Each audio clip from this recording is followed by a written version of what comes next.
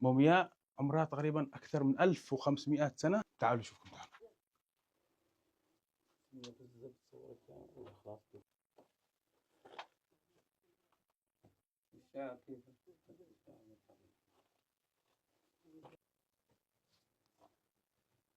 طبعا إلى جانب المومياء هذه، هذه يوجد معنا هنا هذا الغزال.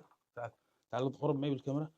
هذا الغزال عثروا على هذا الغزال طبعا في نفس موقع المومياء، في نفس المغارة.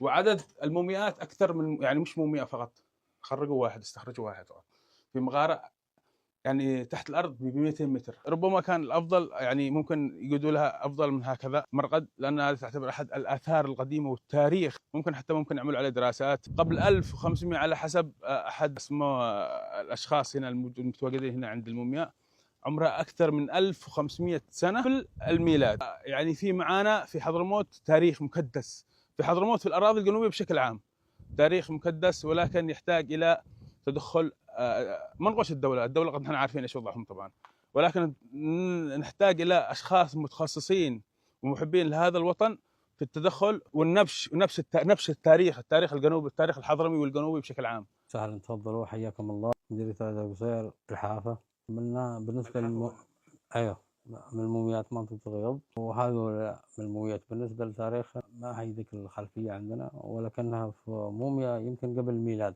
حسب ماذا، وكل شيء موجود فيها، من شعره إلى جسمه إلى كل مواصفاته موجودة، والآن في مغارة، ولكنها تقريبا على 200 متر تحت في المغارة. أيوة. طبعا مش عارف أنا، يعني كلها جت مع بعض، لكن هل البيئة اللي كانت ترغد فيها المومياء الآن هل هي بيئة مناسبة أو لا؟